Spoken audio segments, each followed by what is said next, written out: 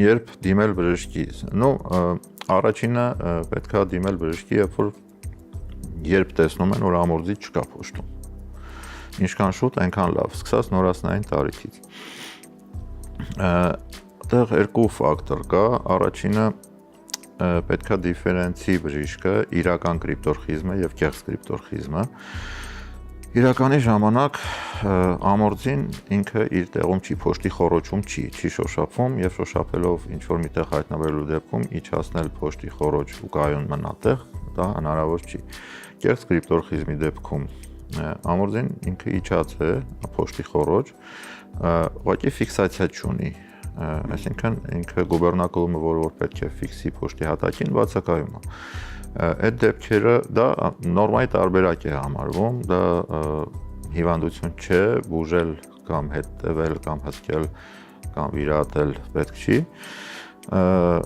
Տղամարդկանց ամբողջ աշխարհում տղամարդկանց մոտ 30%-ը մեկ կամ երկու կողմից ունի չֆիքսված ամորձի։ Այսինքն ամորձին այդ դեպքում ամորձին ինքը, այո, բարձրանում իջնում է։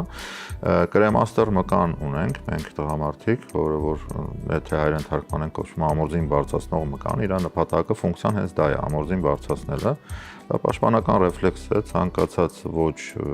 նպաստավոր իրավիճակում ամորձու համար կամ ընդհանուր օրգանիզմի համար մկանը գծվում է, ամորձին ձգվում է վեր, երբ որ ինքը ֆիքսված է փոշտի խոռոչում, ձգվում է վեր, բայց մնում է փոշտի մեջ։ Եվ մենք նաև հետազոտության ժամանակ, ծնման ժամանակ նաև այդ ռեֆլեքսը միշտ ստուգում ենք Այո, կրեմարոստեր ռեֆլեքսը պետք է ստուգել։